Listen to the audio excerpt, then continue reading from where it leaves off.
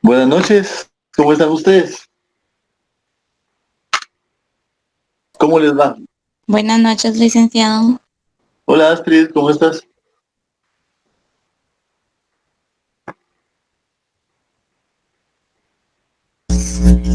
Bien. Buenas noches. ¿Qué tal César? ¿Cómo estamos? Iniciamos la clase entonces para ver si podemos de alguna manera adelantar un poquito, ¿va? De una vez les digo de que, bueno, ustedes se dieron cuenta de que ya salió un comunicado que el lunes no hay clases. Por si quieren hacer puente y todo, el lunes no hay clases. Bien, entonces hoy vamos a hablar respecto a lo de continuar con el tema. Vamos a continuar con lo que son los derechos de protección y asistencia. Y vamos a iniciar primero hablando de los derechos de protección extraprocesal y después vamos a hablar de los derechos de protección procesales. Y posteriormente ahí me acuerdan, bueno, igual eso se los puedo decir, miren, del examen final por lo general no es que venga difícil, pero es de todo, viene de todo lo que hemos visto. Entonces les voy a poner preguntas y lo bueno es que para ustedes es que es falso y verdadero como se las he puesto en los otros dos exámenes. Y me gustaría también, y les digo de que puede venir de ahí, de la parte 4 también un par de preguntas, que es de la página 225 a la 242. O sea, ¿qué les estoy diciendo aquí? Que por lo menos en el caso de la historia, como yo se las conté un poquito más resumida y de otra manera, no les voy a preguntar la parte 2 porque yo les di una explicación en clases distinta. En el caso de la parte 4, sí léanla, por favor. La parte 5 es la lista de anexos. Esa parte 5 les puede servir a ustedes en toda su carrera profesional porque si se dan cuenta son los instrumentos internacionales de derechos humanos que son ratificados por Guatemala y los tienen ustedes como anexos y les puede servir. Entonces, de alguna manera, lo que les estoy diciendo es que tienen que leer la parte 4 del libro de derechos humanos, en donde se habla de derechos específicos. Para los que tienen este tomo de este color, es de la página 225 a la 242. Entonces, para no hacerse bolas, ustedes pongan ahí, también entra lo que son la parte 4 y todo lo dado en clases, y como les digo, pinceladas de todo el semestre. Y no tengan pena porque por lo general no pongo preguntas rebuscadas. Y en este caso, como no hay, para examen final no existe el extemporáneo, entonces no les puedo decir solo si es extemporáneo, si tengo que poner fechas y todo eso, ¿verdad? Pero como en este no, yo sé que el que no se examine en final se tiene que examinar en primera retrasada. Traten de sacarlo en el final para que saquen una buena nota, a excepción de los que llevan alguna clase que sea prerequisito, que la saquen de primero antes de derechos humanos, pues de plano no se puede hacer otra cosa. Entonces, quedó claro entonces qué parte también tienen que leer del libro porque puede venir. Igual, como les digo, todo lo visto en clases, todo lo que fue el trabajo de ustedes, puede que venga algo de la película, puede que venga algo de lo, como les digo, de lo explicado en clases, de lo trabajado por ustedes y leído por ustedes en el libro. Pero independientemente de eso, viene con la misma dificultad que vinieron los primeros dos. Entonces ustedes sabrán si venían difíciles o no los primeros dos, porque de esa misma manera viene. Si ustedes han puesto atención en clases y si han leído las generalidades, no les va a costar nada ganar ese examen. Entonces, y les apuesto que van a haber varios 30, perdón, porque el final ahora vale 30. Bien, entonces, hablando de los derechos de protección extraprocesal que tienen las víctimas, porque ahí se acuerdan ustedes que seguimos hablando de la victimología, la víctima tendrá derecho a solicitar y a obtener protección especial. En el caso de los riesgos o amenazas graves que de alguna manera hayan contra su vida, la integridad física o la integridad de su familia, ¿verdad ustedes? Porque muchas veces las víctimas pueden ser testigos también de lo que sucedió, o de alguna manera, aun y cuando a ellas mismas les pasó, pueden dar una declaración que puede hundir a personas que están de alguna manera en alguna organización criminal que les puede dañar. Entonces, ¿quiénes tienen la obligación de velar por la protección de estas víctimas para que no les hagan daño a ellas y a sus familias próximas, que son las que por lo general amenazan?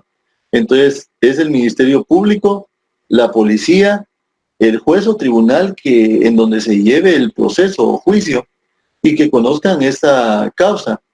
Ellos son los que tienen que adoptar de alguna manera las medidas necesarias para que se brinde esta protección. Por eso es que ustedes saben de que muchas veces en el caso del Ministerio Público puede dar de alguna manera respaldo a algunas víctimas, inclusive dándoles seguridad para proteger a las personas que están o corren algún riesgo por amenazas, por haber sido objetos de un delito o haber sido testigos de alguien que fue violentado.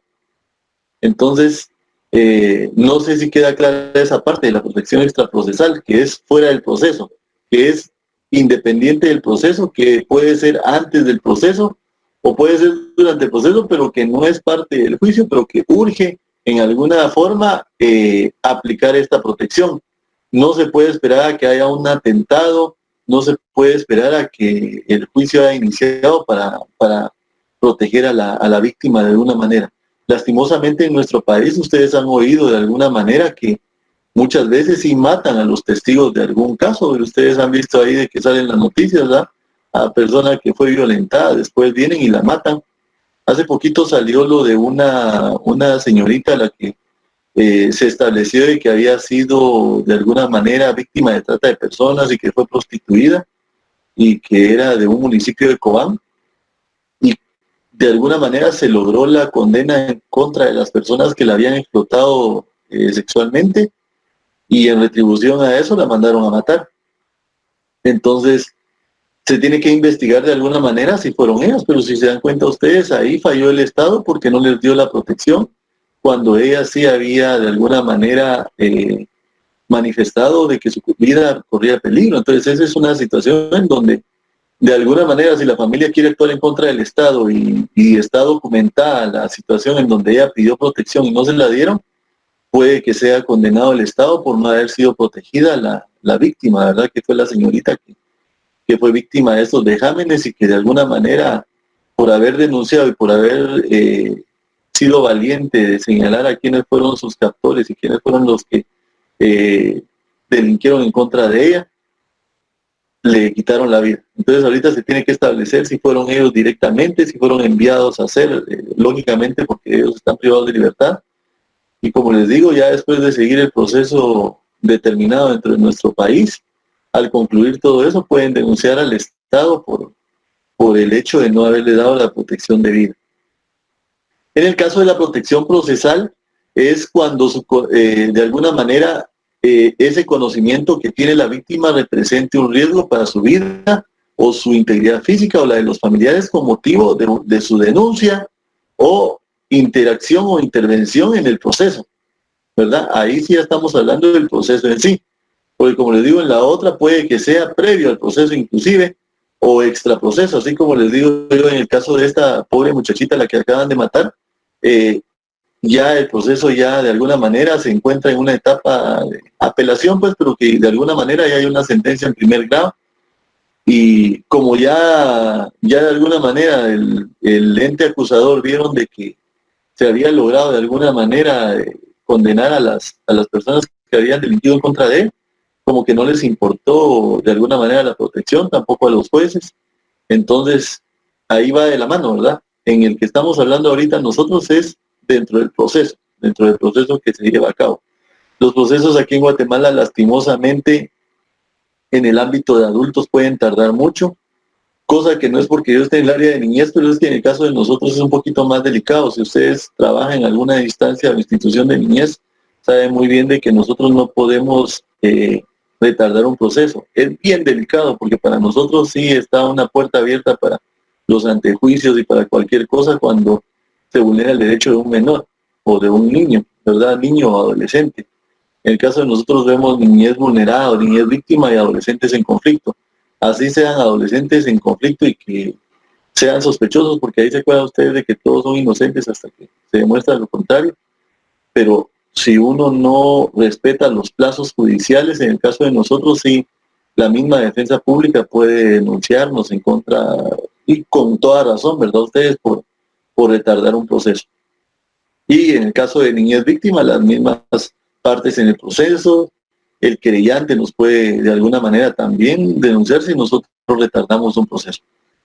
Entonces, por lo menos, la víctima tendrá el derecho a que se reserven sus datos de identificación. Miren qué importante, como nombre, cédula, o en el caso de ahora es domicilio, y el DPI, ¿verdad? Ahora se tiene que de alguna manera reservar el número de DPI de alguna manera para protegerse, los números de teléfono, los lugares donde vive o donde se les va a notificar, y que no deberían de constar en la documentación, que se debería de reservar cuando corre grave peligro la vida de la persona o la víctima que está inmiscuida en este proceso. Bien, como les mencionaba, en el caso de los menores de edad y las mujeres víctimas de abuso sexual o de violencia y las víctimas de trata de personas o de hechos violentos tendrán derecho a contar con las medidas de asistencia y apoyo por parte del personal designado para el acto, tanto por el organismo judicial, también como el Ministerio Público, y en el caso de los menores, también la Procuraduría General de la Nación, que ustedes saben muy bien que es a quien le toca intervenir como ente representante del Estado en protección a los menores, y así sucesivamente, para que no victimizar y no vulnerar a los menores y a los niños. En el caso de un adolescente en conflicto con la ley penal, ¿verdad? Ustedes ya saben de que es por medio de una secretaría especial del organismo ejecutivo que se da el seguimiento de eso para poder protegerle y cuidarle dentro de los centros que deberían de ser de reinserción, ¿verdad ustedes? Pero que hay algunos problemas ahí dentro de los cuidados que se dan de parte del Ejecutivo. Entonces, vemos nosotros de que se tiene que hacer, facilitar la participación en las distintas diligencias judiciales, pericias y audiencias. Aquí, miren, en el caso mío yo tengo que ser cuidadoso con ustedes para darles ejemplos, pero ya que tenemos ahí sí que la bendición de tener el conocimiento en el área de menores y adolescentes en conflicto, les voy a comentar algo, sin dar nombres, sin dar detalles de nombre ni nada por el estilo. Fíjense ustedes de que había, inclusive hace un par de años, que ustedes lo googlean o tal vez se recuerdan, encontraron en un parqueo a la par de donde el edificio donde yo trabajo, en la zona 9, un vehículo lleno de armas de fuego. Y después se estableció que ese vehículo iba a servir, o sea, las armas de fuego que poseían ese vehículo iban a servir para atacar a un miembro de una clica, de una pandilla, y lo iban a atacar los de otra pandilla. Hagan de cuenta de que entonces ahí había riesgo tanto de la persona a la que iban a matar como el personal de seguridad, el personal del organismo judicial que cuida las instalaciones, porque no se descubrió cómo realmente lo iban a hacer, si desde afuera o iban a tratar de ingresar para matarlo. Entonces, ante ese peligro, pues, inclusive también cuando había una audiencia de una chica que era pandillera que hizo detonar una bomba en un bus que no es el de la San Juan, sino que fue en otro lado, ahí se cerraban varias cuadras a la redonda para tratar de proteger al adolescente y a la adolescente, en esos dos casos que fueron distintos. Sin embargo, cuando nosotros vimos que el grave riesgo que corría el adolescente, decidimos en pleno, los tres que estamos en la magistratura, que nos teníamos que trasladar nosotros al centro de detención donde estaban los adolescentes señalados de esos delitos. Entonces podrían decir ustedes por qué ellos decidieron ir a correr el riesgo por lo menos de ingresar a un centro de detención de estos para ir a oír a una persona que está señalada de tal delito. Porque miren, algunos de ellos ya inclusive tienen condenas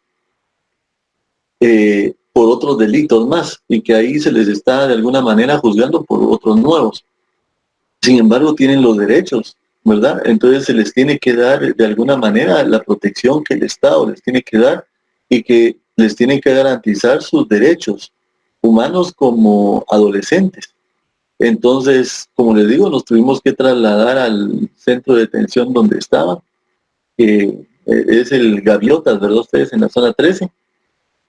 Y ahí por lo menos lo que tuvimos que hacer es que como no llevábamos el equipo de audio, grabar con una, valga la redundancia, con una grabadora portátil USB la audiencia, y con unos celulares, por si no quedaba bien en una grabación, tenía que quedar bien en otra. Entonces, asegurar de que quedaran de alguna manera las declaraciones de las partes de alguna manera resguardadas.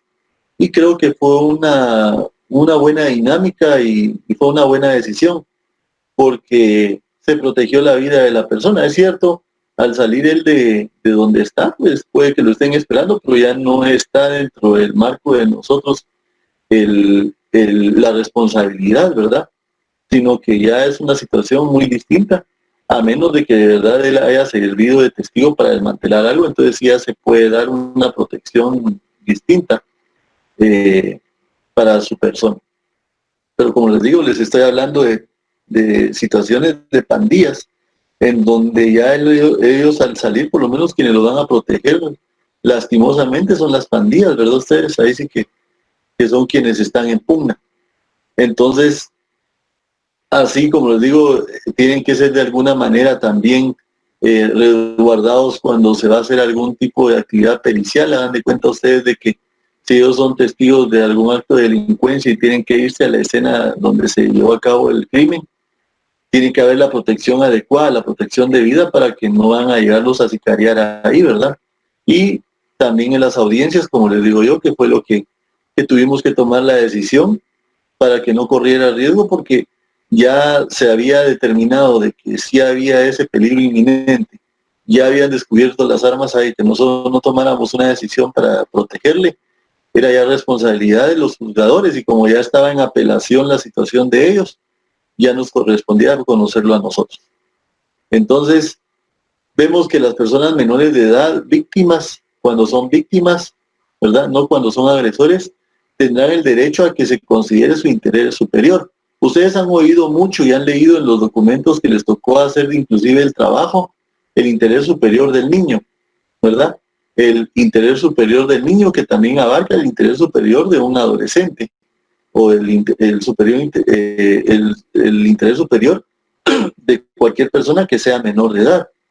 Entonces, nosotros tenemos que, de alguna manera, tener ese pensamiento, quienes trabajamos en esa área, de centrar nuestro pensamiento en la protección al infante.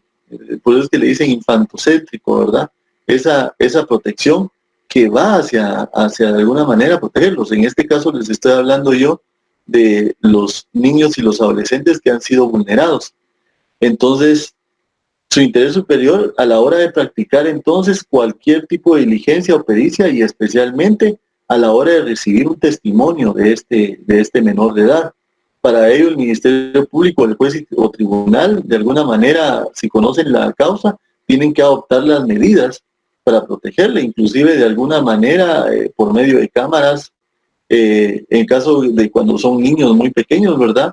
Cámaras GESEL, ¿verdad? Cuando ellos están dando su declaración, y aquí tenemos un amigo psicólogo que sabe muy bien que a través de esas cámaras un psicólogo lo interroga sin decirle directamente, que creo que eso ya lo habíamos mencionado, sin tener que vulnerarlo ni nada de eso. El interrogatorio tiene que ir de una forma en que el niño no se sienta presionado, no se sienta mal, que no reviva de alguna manera de todo el acto y no se revictimice, como lo habíamos hablado en su momento.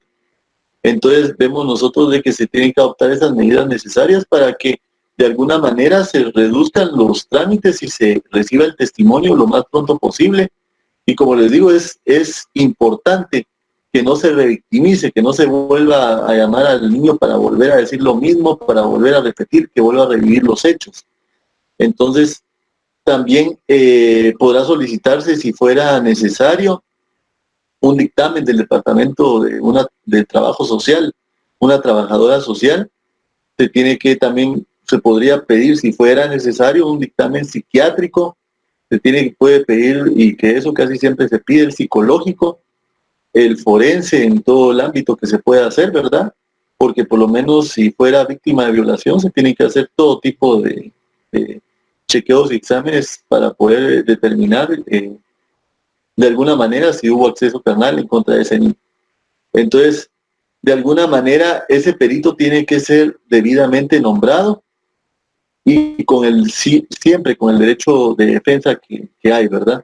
No puede venir a intervenir un perito que no sea nombrado o aceptado dictado por el tribunal y que no sea designado de alguna manera con el conocimiento de las partes, porque no les puedo decir yo la anuencia de las partes, porque muchas veces puede que el querellante diga no, este no, porque no me conviene, ¿verdad? O que la defensa diga no, este no, no nos conviene, no.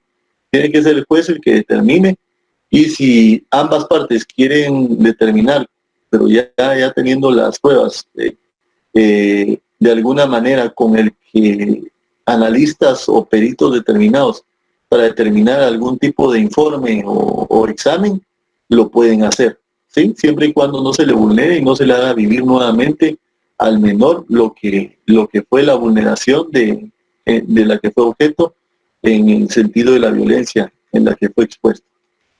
Entonces, ¿alguna opinión ahí, alguna situación que quieran ustedes aportar? ¿Seguimos? Bien. Entonces, la víctima dentro de los derechos procesales tiene derecho a denunciar por sí misma o por un tercero a quien haya autorizado de alguna manera o por mandatario, ¿verdad?, los hechos cometidos en su perjuicio. ¿Qué es lo que les estoy diciendo aquí? De que cuando alguien ha sido perjudicado de alguna manera, él puede directamente venir y denunciar. Y no es únicamente ante el juez, puede hacerlo ante el Ministerio Público. En el caso de un menor de edad, lo puede hacer ante el Ministerio Público, ante la misma Procuraduría General de la Nación.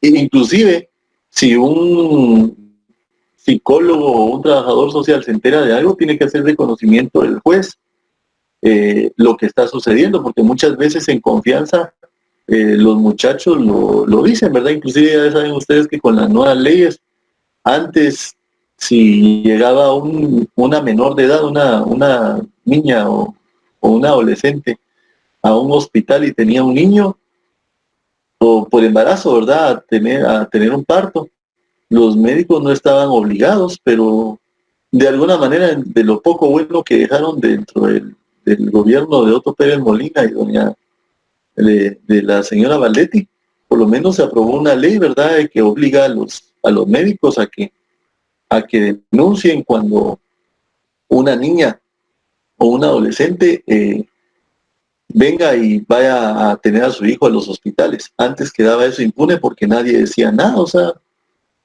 y miren ustedes, y eso es bien delicado, porque aquí también entra ese derecho de la víctima, porque muchas veces hagan de cuenta ustedes que es una niña de 13 años. Ustedes saben que una niña todavía, por eso es que se toma como niña, y por eso es que las leyes últimamente se han puesto un poquito más fuertes para no permitir que se casen tan fácilmente las menores de edad, porque todavía no tienen la capacidad, sí, pero la madurez para poder tomar ciertas decisiones. Entonces muchas veces viene un adulto, hagan de cuenta ustedes una persona de 25 años y enamora a una niña de 13 años, inclusive hasta más delicado, a 12, 10 años, y la niña piensa de que eso es amor, que eso es adecuado, que eso es lo más lindo que le pudo haber pasado, y por el superenamoramiento que aparentemente tiene y todo, lo ve como algo normal. Muchos padres, lamentablemente, también lo ven como algo bueno. Bueno, que él tiene dinero, la va a poder mantener y qué bueno, pero es un delito, y nosotros que somos conocedores del derecho sabemos de que una niña no puede discernir esa situación. Lastimosamente, cuando estamos viendo esos casos que les estoy diciendo yo, 10, 12, 13 años, lógicamente el tipo se tiene que ir a la cárcel, pues, o sea, aunque muchos digan, es que entonces ¿quién va a mantener al niño? Entonces ¿quién va a velar por esa familia? Pero cometió un delito, es una violación. Y ustedes saben que eso se tipifica como violación. Caso muy distinto se da muchas veces con los jueces cuando ven casos ya de jovencitas que ya tienen de alguna manera 17 años, que aunque la ley de alguna manera les restringe esa situación, que antes no se les restringía a partir de los 16, pero ahora ya es un poquito más restrictivo. Entonces algunos jueces ya ponderan eso, ¿verdad? De si es su pareja, ellos se quieren, y él va a responder económicamente y por el bien superior del niño recién nacido. De alguna manera, a veces, depende sea el caso, o sobresiguen o dan falta de mérito, depende fuera del caso, pero ahí sí hay un delito a ustedes, pero depende de cómo se haya dado. Pero como les digo, ahí ellos ponderan de alguna manera esta situación. el hecho de quién va a mantener a este niño pequeño. Aunque la mujer puede trabajar, ¿verdad ustedes? Pero hay situaciones muy extremas que la mayoría de casos que se dan de este tipo se dan en el interior del país, no en el área urbana. Entonces, en el campo se dan menos probabilidades o oportunidades para poder devengar un salario adecuado para poder sostener a un niño recién nacido. No sé si quedó clara esa situación para ustedes, porque ahí sí que entran los conflictos de derechos humanos y las leyes, y es donde se tiene que ponderar. Ahí está, miren ustedes, les estoy dando un ejemplo de cómo los jueces a veces se ven en ese tipo de situaciones, y que en el caso de nosotros hemos recibido capacitaciones en la Escuela de Estudios Judiciales, y yo he conocido de esos casos más que todo por el hecho de que se dan en el interior. La sala en la que yo estoy antes conocía a nivel nacional, pero del 2016, si no estoy mal, para acá, sí, 2016 para acá, ya únicamente conoce el área del departamento de Guatemala y Baja Verapaz. Entonces, ¿por qué dejaron Baja Verapaz? No sé, pero descentralizaron para que en las salas mixtas puedan tener acceso a conocer eso. Les digo yo a ustedes algo. Aquí hay dos factores. Uno, la especialidad de nosotros es esa, entonces sí era bueno que estuviera centralizado por la especialidad y por el conocimiento de la materia. En cambio, las salas mixtas tienen que ver trabajo, derecho del trabajo, o sea, juicios laborales, tienen que ver civil, tienen que ver penal, tienen que ver femicidio, tienen que ver un montón de situaciones. Solo cuenta si se manda para Guatemala, pero la especialidad de niñez es aquí. Entonces yo digo, en lo que es especialidad, se afectó, porque los pobres magistrados, yo estuve de alguna manera en una sala mixta también en San Marcos, en donde mirábamos de todo, entonces teníamos que cambiar de chip para cada cosa y es delicado.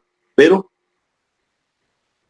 les doy la razón en otro ámbito a los de la Corte Suprema de Justicia de ese entonces, para poder cambiar esta situación. Era la siguiente: que se cometía algún delito en contra de una persona, una víctima, por eso es que se les estoy explicando esto que va dentro de la victimología. Se cometía un delito, hagan de cuenta ustedes, pónganse en los zapatos de las víctimas. Ustedes viven hasta Playa Grande, Quiché, y Playa Grande, Quiché queda bien lejos de Santa Cruz del Quiché, donde está la sede de la sala mixta, pero por lo menos queda más cerca que venir hasta la ciudad. Pero hagan de cuenta ustedes de que se llevaba a cabo por lo menos un delito en Playa Grande o bien ahí mismo en Santa Cruz, pero tenían que venir a apelar hasta Guatemala. Son gente pobre que ni siquiera tienen dinero para pagar muchas veces su comida, y que muchas veces por lo menos la PGN ya no quería apelar, entonces ellos como querían lo tenían que hacer. Entonces se veían de alguna manera desprotegidos por medio de la justicia, porque de alguna manera el 100% de delitos aquí a Guatemala únicamente venían a parar. ¿Qué les puedo decir yo? Del 100% de sentencias que se daban en primera instancia, tal vez solo el 3% eran apeladas, pero era porque les quedaba muy lejos. Imagínense ustedes venirse desde el Petén a apelar aquí para alguien que no tiene recursos. Venirse desde San Marcos, aunque la sala mixta de San Marcos sí nació con la obligación de conocer niñas, pero si fuera a San Marcos, venirse desde San Marcos a apelar aquí, si no se tiene recursos, y los abogados van a cobrar caro, y si se va un abogado de San Marcos, les va a cobrar mucho más caro, porque se tiene que trasladar de allá para acá y buscar un lugar para recibir notificaciones, y a la hora de una audiencia, si es presencial, tienen que venir ellos, y tienen que ellos también trasladarse. Entonces, la razón por la que el organismo judicial acertadamente descentralizó eso hacia las salas mixtas, aunque como les digo, en especialidad los perjudican a los magistrados, es esa: la economía procesal, el acceso a la justicia, y por qué no decirlo también, la celeridad procesal, ¿verdad? Entonces, les comento eso porque a veces uno dice, deberían de haber, miren, yo creo que lo adecuado sería, pero no hay presupuesto, ¿verdad? Hay presupuesto para por eso les digo, el Ministerio de la Defensa, pero no hay presupuesto para el organismo judicial. Pero lo adecuado sería de que por lo menos en cada departamento hubiera una sala de niñez y adolescencia, porque no sé si para ustedes es importante en los niños y los adolescentes de nuestro país, pero para mí son el todo. pero no hay presupuesto para poner una sala de niñez y adolescencia en cada departamento, pues. Tendrían que nombrar entonces 3 magistrados más en cada lugar, tendrían que pensar en el espacio físico, en el mobiliario, en el pago de los sueldos del personal auxiliar, porque no solo van a estar los magistrados, sino que tienen que estar, y así también tiene que haber jueces, ¿verdad? Especializados en niñez y en adolescencia para primera instancia, y también los jueces de paz tienen que ser capacitados mucho más, pero yo les digo, sí hay capacitaciones y todo, pero se necesitaría más estructura para poder abarcar eso y no se tiene. O sea, ahí sí que no puedo atacar yo al organismo judicial porque no se tiene. Ustedes se han dado cuenta de que últimamente se piden bonos por parte del sindicato y no se da, pero tienen razón los magistrados de la Suprema porque si no hay presupuesto, ¿cómo van a soltarlo? ¿Ah? Entonces, y después se descapitaliza el organismo judicial, el señalamiento vendría contra quienes ostentan el poder en las magistraturas. Entonces, la víctima también tiene derecho a apelar el sobreseimiento definitivo. Cuando se sobresigue de alguna manera por parte del juez una situación, se puede apelar, ¿verdad? Esta se puede dar en las etapas preparatoria, intermedia, en el juicio, y así como les digo, cuando se da sobreseimiento, ellos pueden apelar, pero también cuando se da la desestimación del caso, ¿verdad ustedes? Entonces, la desestimación es cuando el Ministerio Público lo pide. Y el sobreseimiento es cuando dice el juez, no hay suficientes indicios y no fue aportado nada. Entonces, se tiene el derecho a apelar y ahí es donde llega por lo menos al caso de nosotros, y nosotros leemos, ¿verdad? Y decimos, no, pero o sea, aquí sí hay suficientes indicios para poder determinar si la persona hizo esto o no. El caso de ustedes de un adolescente que poseía una buena situación económica y que a mí me dejó, pero ¿por qué a él dicen que no hay suficientes indicios y hay todavía más indicios que muchos que no poseen esa situación económica? Entonces nosotros vinimos y de alguna manera revocamos la sentencia del juez de primer grado y le obligamos a que entrara a conocer las pruebas que se le estaban aportando y que determinara si en efecto ese adolescente había cometido ese abuso en contra de una niña. Entonces, para eso es el tipo de este tipo de apelaciones, ¿verdad ustedes? Porque muchas veces se sobresigue un caso, se desestima un caso y realmente tienen que tener de alguna manera esa cobertura estatal para que si ellos no lo ven justo, que un tribunal de mayor rango pueda analizar eso. Y si no se ven justos ellos con lo que nosotros analizamos, igual todavía está para que la Corte Suprema de Justicia lo verifique, que ellos son nuestros superiores, o bien la Corte de Constitucionalidad en última instancia, en amparo, ¿verdad ustedes? Entonces, es muy importante que se vea así. Entonces, bien, como les digo, se puede dar por medio del amparo, la Suprema puede entrar a conocer, y la apelación del amparo, la Corte de Constitucionalidad, porque nuestra rama es muy distinta, ¿verdad? No se va a casación como en otras ramas. Bien, entonces vemos de que cuando el Ministerio Público le comunique su decisión de no impugnar a la víctima, la sentencia absoluta que se da, de alguna manera el cese o modificación de las medidas cautelares que se den por parte del juez, o que sean adaptadas por ese juez, y que haya de alguna manera un riesgo a la vida o a su integridad física de la víctima, a la hora de no estar conforme, tendrá el derecho a recurrir. Recurrir es presentar un recurso, así que cuando ustedes vean la palabra recurrir, no es llegar con tal persona únicamente, sino que presentar un recurso, el que le competa. En este caso muchas veces es el de apelación, a veces se puede presentar de alguna manera algún otro recurso, cuando no cabe otro recurso, el amparo. Entonces vemos nosotros de que en los términos establecidos dentro de la ley, también tiene el derecho a ser convocada a la audiencia preliminar en todos los casos, siempre y cuando de alguna manera haya señalado un domicilio o lugar para recibir notificaciones, porque muchas veces no señalan lugares, entonces no se les puede localizar, pero de alguna manera se tiene que tratar de localizar y notificar, y si no, se tiene que continuar por los estrados. Entonces, También tiene que conocer cuando se le da la potestad a la víctima, al victimario, perdón, para llevarlo por medio del procedimiento abreviado. ¿En qué favorece un procedimiento abreviado al victimario? Díganme ustedes, que ya están viendo el derecho penal y ahorita lo olvidé mágicamente. ¿En qué favorece el procedimiento abreviado al victimario? ¿Quién lo sabe? ¿Vieron cómo se relacionan todas las áreas de nuestro derecho? Es lindo, estudiar derecho es maravilloso porque se correlaciona todo.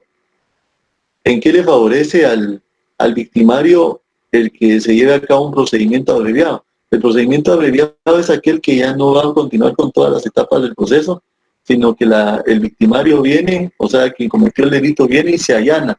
Dice, yo sí lo hice, acepto que sí cometí ese delito. Entonces, ¿en qué le puede favorecer el aceptar ese delito al victimario? Díganme ustedes.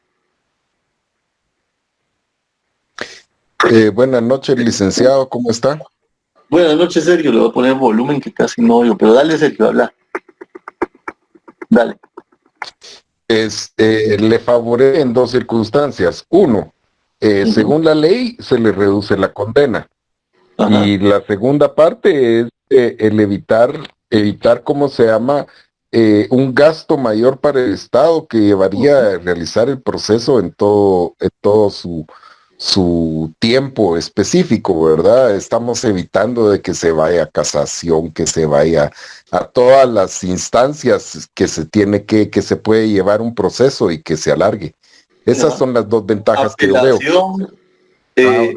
Apelación, casación, amparo, y después todavía la apelación del amparo, y después si quieren aclaración de ese amparo. Entonces, tener razón, yo creo que la respuesta fue excelente. Mira, Sergio, porque uno, economía procesal. Dos, celeridad procesal. Eso ya lo están viendo ustedes. ¿Sí o no? ¿O estoy equivocado? Así es. Va. Sí, medio lo vimos al inicio, pero estamos en esa línea. Ajá. Economía procesal, celeridad procesal. Entonces, ¿en qué se le va a premiar a él? Que el mismo ente investigador, porque miren, pues, para que se dé un procedimiento abreviado, no es el juez el que lo va a imponer. Yo no puedo decirle, mire Sergio, usted como abogado tiene que aceptar a que su patrocinado se vaya por un procedimiento abreviado, porque ahí le vulneraría yo sus derechos, ¿verdad? Como juez. Pero si viene Sergio como abogado de la persona que está representando, se da cuenta de que hay suficientes elementos y suficientes indicios que lo van a hacer quedar como culpable. Entonces le puede decir, mira, aquí tenemos dos opciones. Nos vamos al juicio largo o puedes venir a aceptar este delito y este delito tiene como mínimo. Hagan de cuenta ustedes que tuviera 5 años mínimo. O sea que siempre sí se va a quedar en la cárcel, pero el máximo es de 20. Entonces, mira, yo te propongo que como si hay demasiadas pruebas y ya está, vos me estás aceptando de que sí o usted me está aceptando de que sí es culpable de esto, pues hablemos con el Ministerio Público y tratemos de llevarlo por procedimiento abreviado. Entonces se habla con el Ministerio Público y ya ambas partes vienen y proceden a plantear el procedimiento abreviado ante el juez. Pero ya después en la etapa de la audiencia, el juez viene y para no vulnerar los derechos del que está siendo señalado, del delito, ¿verdad? Ustedes ahí se acuerdan ustedes de la presunción de inocencia, de los derechos procesales que tiene cada uno. Entonces le pregunta, bueno, lo primero es, se lee por medio del secretario, el que esté haciendo sus veces, ¿verdad? ¿Cuál es la imputación que se le hace? Entonces les voy a dar un ejemplo. Les voy a dar un ejemplo que yo viví como abogado. Se le señalaba a una persona de haber atacado a balazos a 5 o 6 personas. Y a todos les pegó un tiro, ¿verdad? Ustedes, y con un revólver. El señor era militar retirado, ya tenía como, ¿qué les puedo decir yo? Como 67, 68 años, ya una persona adulto mayor, pero vino y estaba en una cantina tomándose sus traguitos y estos eran los bravucones del pueblo y lo llegaron a molestar. Él sacó ahí sí que su revólver, porque no era escuadra. Entonces vino y les puso un balazo a cada uno, o sea, tenía buen pulso el don. No murió nadie, pero si nosotros veníamos y como les digo, pues era una cantina, estaba un montón de gente ahí, Hasta el dueño de la cantina, que era amigo de él, declaró él que sin efecto el que había sacado la pistola había sido él y que sí se había defendido porque estos bravucones lo habían golpeado un poquito, ¿ah? Pero que también él en su efecto alcohólico había estado molestándolos también, o sea, había sido mutuo. Entonces, si el Ministerio Público me lo señalaba por tentativa de asesinato, tentativa de homicidio, imagínense ustedes la pena que hubiera sido, ustedes saben cuál es. Entonces, a mí me convenía hablar con el Ministerio Público o con el representante del Ministerio Público y decirle, mira, lleguemos a un acuerdo. Él va a aceptar que disparó, pero por favor, señalarlo por lesiones. Y ustedes saben cuál es la diferencia entre un delito y otro. Entonces, el Ministerio Público aceptó. Las víctimas, como no estuvieron ahí, estaban en el hospital todos. Entonces, pero sí estaba su representante, el Ministerio Público y familiares de las víctimas.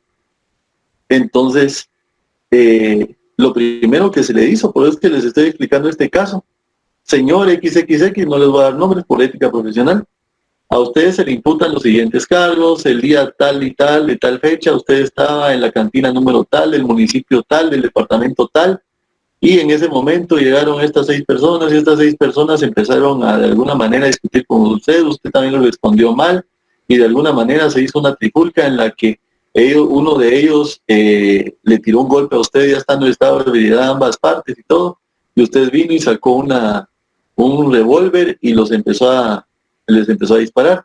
Y ustedes que saben, aquí hay una pauta, ustedes que saben, esto no puede él venir y alegar de que es legítima defensa porque ninguno de ellos tenía revólver, ¿verdad? Inclusive la ley es tan cruel, ¿verdad? Ustedes, de que por lo menos lo pueden culpar a uno si él tiene cuchillo y yo tengo arma, ¿verdad? Dicen que no era igual con lo que yo lo iba a atacar. Ustedes saben que así nos lo han enseñado a nosotros.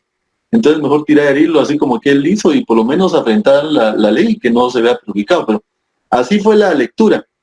Pero era un señor adulto mayor. Yo ya le había explicado, mire, cuando le digan a usted si quiere declarar algo, diga que no, que él se lo deja a su abogado, porque yo dije, él no va a poder declarar lo que nosotros queremos, que lo único que él tenía que decir era, sí, yo acepto los hechos aquí señalados y me adhiero a lo que es este procedimiento abreviado, ¿verdad? Era lo único que él tenía que decir, pero yo dije, tal vez no lo va a poder decir, lo va a decir yo. Pero como les digo, un adulto mayor muchas veces es como hablar con un niño. Entonces, el niño tiene emociones, tiene reacciones, y muchas veces no va a reaccionar como uno quisiera, porque es distinta su forma de pensar, ¿verdad?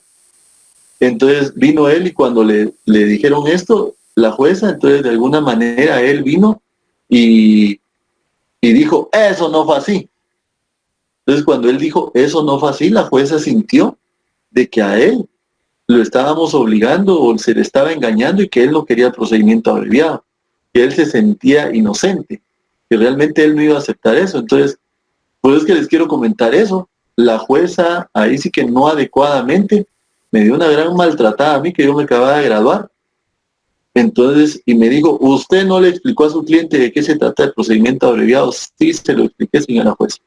Se lo expliqué perfectamente y como yo sabía que no podía decir tales palabras, pero él sabe muy bien que el procedimiento abreviado sirve para tal y tal cosa, y se lo empecé a explicar a ella y se lo dije a él. Y si mi patrocinado ahorita no reacciona a lo que está haciendo, yo renuncio al patrocinio de él.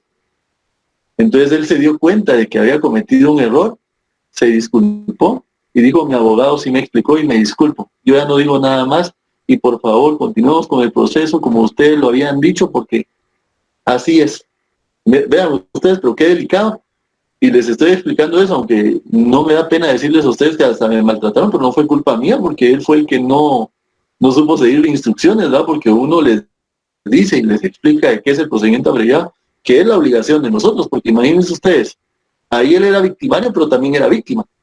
Entonces, si ustedes no le explican como abogado de qué se trata tal cosa, sí hay responsabilidad. Entonces yo me hubiera sentido, la verdad fue mi culpa, pero no era mi culpa porque yo sí le había explicado y cuál era la actitud que él tenía que tomar y no la tomó. Entonces, ante eso, la jueza me quiso amonestar y yo me defendí, porque no me tenía que amonestar. y ya no me amonestó, o sea, no quedó en acta la llamada de atención, que eso le perjudica a uno pues en su carrera. Entonces, porque yo, como les digo, me defendí, le expliqué que si él no actuaba como yo le había explicado y que él ya lo había aceptado, pues yo renunciaba al patrocinio porque yo no estaba cometiendo ningún tipo de situación mala ahí, ¿verdad? Pues la cosa es que les estoy explicando eso porque es derecho del que acepta ese procedimiento abreviado el conocer cuáles son las consecuencias. Las consecuencias fue que a él, por las lesiones y todo, en totalidad le dieron 4 años de prisión conmutable a razón de 5 quetzales diarios. Entonces, ¿qué significa? ¿Qué les estoy diciendo yo a ustedes? ¿Será que quedó preso el individuo? ¿Ustedes qué me dicen? ¿Quedó detenido? ¿Quién me contesta? 4 años de prisión. ¿Será que tiene que quedar privado de libertad? ¿Cuarto semestre? Díganme ustedes. No, al contrario, él tiene derecho a la medida sustitutiva. Pero voy a dejar que responda alguien más, si no me equivoco, hay alguien ahí que quiere contestar. Sí, eso iba a decir también, licenciado. Va, entonces, ya vieron, hasta él se había tirado el chivo, o sea, 5 quetzales diario y él sí tenía el dinero, lo tiene, o sea, entonces pagó los 5 quetzales que le correspondían a cada día para no tener que ir a guardar prisión. Pero ¿qué hubiera pasado si nosotros no hubiéramos ido por procedimiento abreviado y me lo hubieran acusado de una tentativa de asesinato en contra de ellos porque o de homicidio, a usted lo que se diera? Pero asesinato no creo, porque como eso fue casual ahí, él no los fue a buscar. Pero hagan de cuenta ustedes que por tentativa de un delito mayor, imagínense que le hubieran dado, porque eran 6 los heridos, le hubieran dado los 15 años. ¿Será que podía sacarlo yo por medio de la medida sustitutiva? Me hubieran dado con multa. ¿Ustedes qué dicen? Al contrario, no lo hubiera podido hacer, hubiera tenido que cumplir mínimo la mitad de la sentencia. Exacto. Exacto, y de todos modos se les pone la multa y todo. Ahí es donde regresamos a lo que dice Sergio. Es cierto, el Estado gasta en un proceso que se vuelve largo, pero también el victimario y la víctima van a gastar, van a perder su tiempo, tienen que estar en tribunales, tienen que estar ahí haciendo, por lo menos si él no aceptaba ahí, posiblemente en algún momento se iba a pedirle que volvieran a ir al lugar de los hechos y que volvieran a hacer lo que había sucedido, o revivirlo y explicarlo. O sea, todo eso es una pérdida de tiempo. Entonces, vean ustedes cómo la victimología puede ayudar en eso también, para ayudar tanto a las víctimas como al victimario. Entonces, también las personas que se vieron afectadas, de alguna manera, también salieron favorecidas porque el señor se tuvo que ir del pueblo, porque lógicamente no se iba a quedar ahí. De repente a aquellos le iban a dar un balazo a él, la tradición, en algún momento, ¿no? Entonces, por lo menos él se fue del pueblo y ellos se quedaron haciendo de las suyas ahí, porque sí tenían fama de que ya tenían antecedentes penales también. Pero como les digo, en ese caso ellos tenían antecedentes penales, eran con delitos como robo, extorsiones y todo. Pero en ese momento las víctimas eran ellos. ¿Verdad? Que ahí sí que qué rollo nuestro estudio, ¿verdad ustedes? Entonces, al ser convocado por lo menos a la audiencia preliminar en todos los casos, siempre y cuando haya señalado su domicilio, también tiene que de alguna manera ser tomado en cuenta en cualquiera de las audiencias. Entonces, se le dará la oportunidad también a la víctima de tener la palabra. No es una obligación declarar, ¿verdad? Pero por lo general se le da la oportunidad porque es su derecho también, porque fueron sus derechos los que fueron vulnerados. Muchas veces con la declaración previa que se dio, muchas veces con la situación de investigación del Ministerio Público ya se puede aportar algo para poder respaldar un caso, ¿verdad? Pero yo, si fuera del MP, sí tomaría la declaración de la víctima, siempre y cuando no se le vulneren los derechos. ¿Qué ibas a decir, Sergio? Es una consulta, licenciado, usted que trabaja en el tema de la niñez. En el caso de un adolescente que ¿cómo se llama? Cometió un delito, a él también se le hace ¿cómo se llama? Se le toma su declaración de eso en el lugar, como usted lo mencionó, con los niños, por medio de un psicólogo, en un espacio cerrado y Sí, hay acompañamiento. ¿cómo se llama? Hay acompañamiento. Pero él no se sigue un juicio como el juicio ordinario que se les lleva cuando ellos están cometiendo como que hubieran cometido el delito como adultos. Es que no se les puede juzgar como adultos. Ahí te acabas de que el artículo 20 de la Constitución dice que son inimputables. Entonces son situaciones muy distintas. Y sí se requiere acompañamiento. Muchas veces los psicólogos tienen que estar ahí. Trabajadores sociales, así como les digo, también pueden hacer algún tipo de análisis o estudio de por qué es que se da tal situación. Es muy importante, miren ustedes, porque si no se les puede vulnerar sus derechos. Ahí se acuerdan ustedes de que si es un adolescente en conflicto, como les digo, puede ser ahí sí que el peor delincuente que puede haber, pero sigue siendo un menor de edad y el Estado está para proteger a los menores de edad. Ahora en nuestras leyes eso se los aclaro. Yo les digo, hablo de menores de edad para que ustedes me entiendan el concepto. Pero en el caso de nuestras leyes habla de niñez y adolescentes, ¿verdad?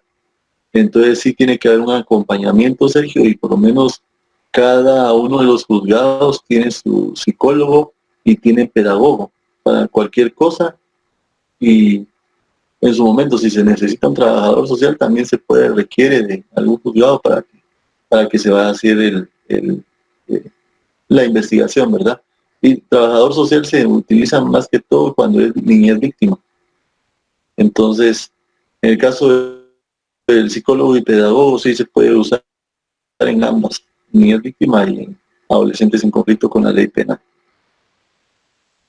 Entonces, también el Ministerio Público les debe de informar sobre la decisión de acusar a una persona, si quiere sobreseír o si se quiere pedir de alguna manera que se estime.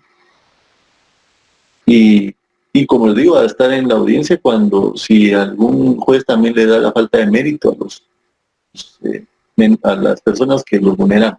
Entonces, cuando se solicite prisión preventiva, también se tiene que ver los riesgos que corren las personas a que sean vulneradas. Ahí entra la parte del ejemplo que les digo al principio, de esta señorita que fue de alguna manera prostituida y que la mataron después en Cobán, porque el hecho de que se le haya dado prisión definitiva, ahí no fue preventiva, sino que definitiva a los que cometieron esos abusos, no la dejó a ella libre de la violencia que iba a surgir después y que le quitaron la vida, ¿verdad?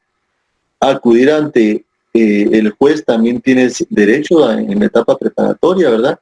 Y a señalar los errores que vean y señalar cualquier tipo de situación que se dé, omisiones, los retrasos que se estime que de alguna manera se haya dado.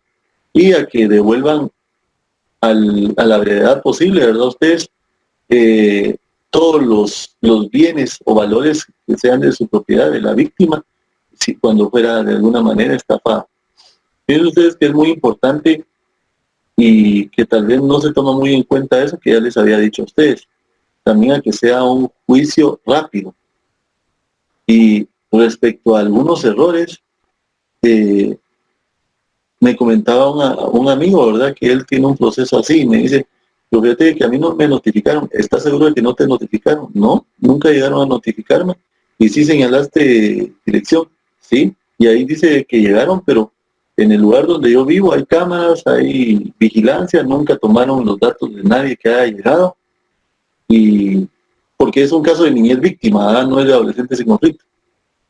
Entonces le dije, bueno, el notificador tiene fe pública, pero en el caso de la fe pública no es una fe pública notarial como la tiene el notario cuando ustedes sean abogados y notarios, sino que es una fe pública administrativa judicial que hace que por lo menos lo que él escriba ahí tenga certeza.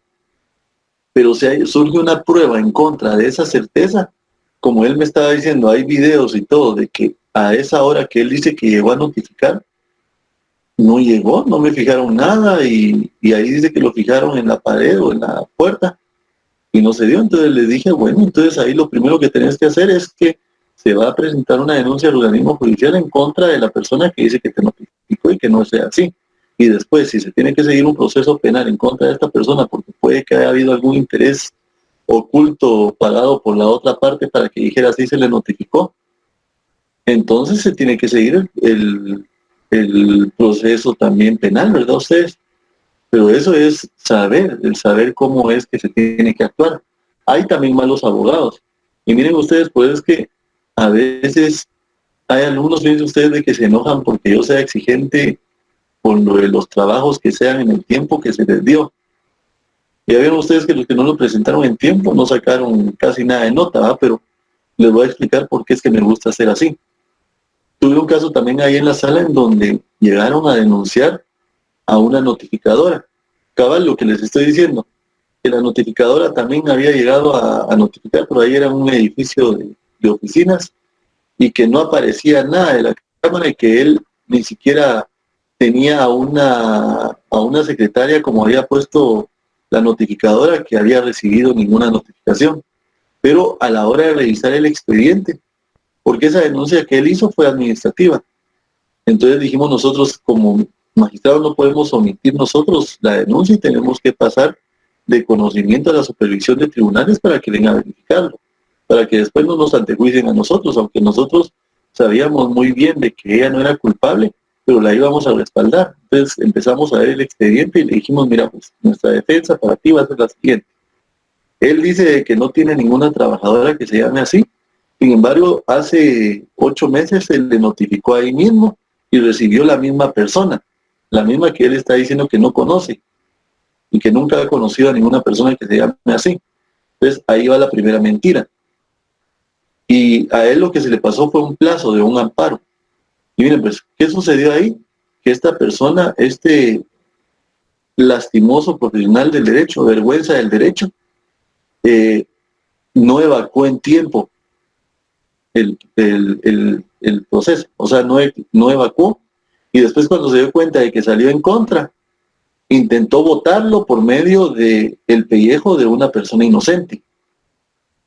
Entonces le dije yo a la persona que estaba siendo afectada, cuando ya salió libre de todo, porque cabal, con esas pruebas que nosotros presentamos de que realmente él estaba mintiendo, entonces ya le quedó a ella el suficiente expediente y se le fue a denunciar al Tribunal de Honor para que se le sancionara y también al MP por delitos contra el honor en contra de la persona que él estaba inventando.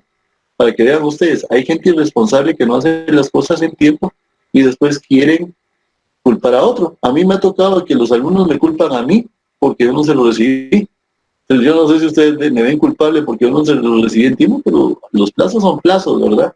Y aquí con nosotros en el derecho son fatales, porque si ustedes llegan 5 minutos después a evacuar una audiencia por fuera de tiempo, y muchos hasta lo ven favorable, fíjense ustedes, porque si es una audiencia donde es bien compleja la resolución, pero no la evacuaron en tiempo, fue 1 minuto después, le favorecen ustedes al juez, porque va a venir y va a decir no al lugar porque no evacuaron en tiempo y todo eso, y va a ser más fácil hacer la resolución, ¿verdad?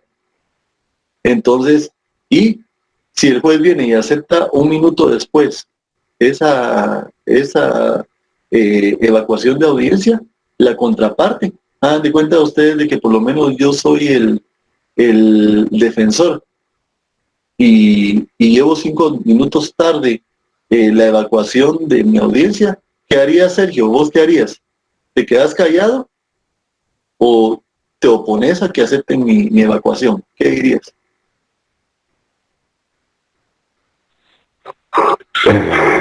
Es una decisión. Yo aceptaría su evacuación. No la tenés que aceptar, Sergio. Es que sos abogado y vos sos la contraparte y vos tenés que representar a quien representás. Entonces, si vos aceptás eso, ¿cómo te podría decir yo? Ahí tienen ustedes que analizar esto, de que también podrían ser señalados en contra de su ética profesional, porque ustedes no están viendo por la parte suya, sino que están viendo, pobre este abogado que llegó tarde, hay que aceptárselo. No llegó. 30 segundos tarde, lástima, disculpen, pero aquí hay una falta de seriedad. Yo presenté mi evacuación 2 días antes y él lo está presentando 5 minutos después, entonces, disculpen, pero los plazos ahí establecen tanto tiempo. ¿Me explico, Sergio? O sea, cuando está representando a ese representante, ¿verdad? Entonces, así le duela, se retuerza el abogado, lo siento, pero así es la ley. ¿Y qué es lo que estamos estudiando? Derecho. ¿Y qué es la base de nuestro estudio? Las leyes. Entonces, vean qué importante es esto. Nosotros tenemos que apegarnos al derecho. Entonces, como les digo, todo lo que es la celeridad procesal y la efectividad en el proceso también es un derecho que se tiene.